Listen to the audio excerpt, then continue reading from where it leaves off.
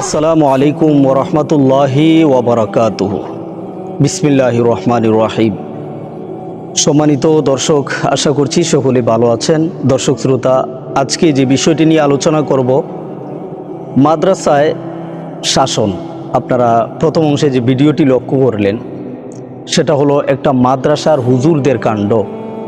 আমরাও মাদ্রাসায় পড়ে হুজুর হয়েছি, আমাদেরও উস্তাদ আছে, আমরাও শিক্ষা দেই, আমাদেরও ছাত্র আছে। দেখুন, আমাদের মাদ্রাসার শিক্ষক ভাইদেরকে উদ্দেশ্য করে আজকে কিছু কথা। আমাদেরকেও শাসন করা হয়েছে, আমরাও শাসন পেয়েছি, আমরাও শাসন করি এখন। কিন্তু শাসনের একটা মাত্রা আছে। এই যে একটা শাসন করেছেন, এই শাসনে মানুষ হবে তো দূরেরই কথা, মাদ্রাসা থেকে বিগড়িয়ে, মাদ্রাসার থেকে যারা ফেটে গেছে, ভয়ঙ্কর কিছু হয়েছে, তাও শ্রেষ্ঠ হয়ে গেছে।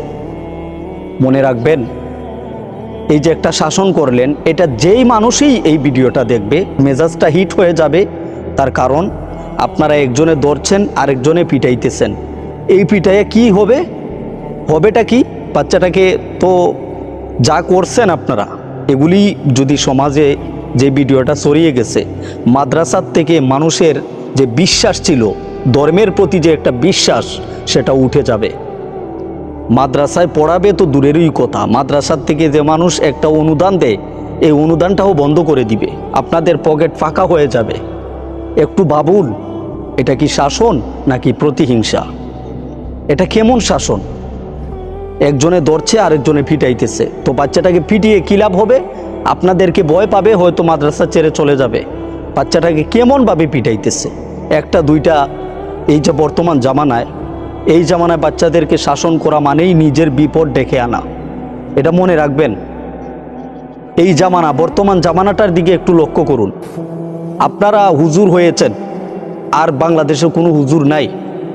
আপনারাই হুজুর হয়েছেন, শাসন করেছেন। শাসন এইভাবে করে না, এটা কোনো সিস্টেম না শাসনের। এটা কোনো রিমান্ড নয় যে বাচ্চাকে এইভাবে ধরে পিটাইতে হবে। আপনাদের মতো কিছু কুলাঙ্গারদের কারণে আমাদের প্রতি মানুষ অন্ধবিশ্বাস এনেছে, হুজুরদের প্রতি মানুষ একটা ঘৃণা পয়দা হয়েছে আপনাদের মতোই কিছু চুনিপুটাদের কারণে। আপনাদের মতো মাদ্রাসায় আমরাও শিক্ষা দিয়েছি, আমরাও শিক্ষা পেয়েছি। এইভাবে নয়। যদি শাসন করতে না জানেন, মাদ্রাসার থেকে বহিষ্কার হয়ে যান। শাসন এইভাবে নয়।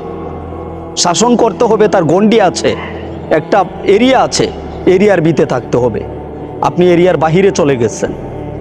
আপনাদেরকে যদি এইভাবে ধরে কেউ, এইভাবে যদি পিটায়, আপনাদের কি মনে হবে? এটা কি শাসন নাকি প্রতিহিংসা? আর যার ভিতরে প্রতিহিংসা আছে, সে কি আসলে ধর্মীয় শিক্ষক হইতে পারে? একটা মানুষ ধর্মীয় শিক্ষা পেয়ে, ইসলাম ধর্মের লেবাস গায়ে দিয়ে একটা মানুষ সে হুজুর হয়েছে, হুজুর হওয়ার পরে যার ভিতরে প্রতিহিংসা কাজ করে, সে আসলেই হুজুর নাকি অন্য কিছু? কি মনে হয় আপনাদের? একটু মনে রাখবেন, এটা ইসলাম ধর্ম এবং এটা মাদ্রাসা, এটা সর্বত্র পবিত্র স্থান, নবীর ঘর। সেখানে মানুষ বানানোর জন্য বাচ্চাদেরকে আদর দিতে হয়, সুহাগ দিতে হয়, শাসন করতে হয়। তবে শাসনের একটা গণ্ডি আছে, সেই গণ্ডির ভিতরে থাকতে হবে। মানুষের প্রতি এই ভিডিওটা দেখার পরে মানুষ যে ইসলাম ধর্মের প্রতি একটা ঘৃণা পয়দা হবে। ইসলাম ধর্মে কি এভাবেই মারতে হবে? বাচ্চাদেরকে মানুষ করার জন্য এভাবেই পিটাইতে হবে? তো আমাদের গার্জেনরা একটা ভুল করেন, যখন মাদ্রাসায় ভর্তি করে দেওয়া হয়, হুজুর গোশত আপনার, হাড্ডি আমার, বাচ্চাটাকে মানুষ করে দিবেন। তখন হুজুরেরা চোখ বড় হয়ে যায়, এই বাচ্চাকে পিটাইলে কেউ কিছু বলবে না, তখন এই বাচ্চাটাকে দুইজন মিলে পিটায়। এ কেমন হিংস্রতা! আপনারা হুজুর মানুষ, গায়ে লেবাস, ইসলাম ধর্মের লেবাস, মাদ্রাসায় পড়ান বাচ্চাদেরকে। আপনাদের কি অধিকার আছে এইভাবে পিটানোর? আল্লাহ পাক আমাদেরকে হিফাজত করুক। আপনাদের কারণে আমাদের প্রতি, টুপিওয়ালাদের প্রতি মানুষ একবারে অভক্তি চলে আসছে। মানুষ হয়ে যান, ভালো মানুষ হন। ভালো মানুষ হইতে পয়সা লাগে না। বাচ্চাদেরকে এইভাবে নয়, শাসন আমরাও করি। ভালো থাকেন, কেউ কষ্ট পেয়ে থাকলে মাফ করবেন, ক্ষমা করবেন, উচিত কথা বলতে হবে। এটা কোনো শাসন নয়। এইভাবে যে পিটাইতেছে, এগুলি দেখলে একটা সাধারণ মানুষ দেখলেই তার মেজাজ হিট হয়ে যাবে। ভালো থাকবেন, ভুল হলে ক্ষমা করবেন। আসসালামু আলাইকুম ওয়া রাহমাতুল্লাহি ওয়া বারাকাতুহু।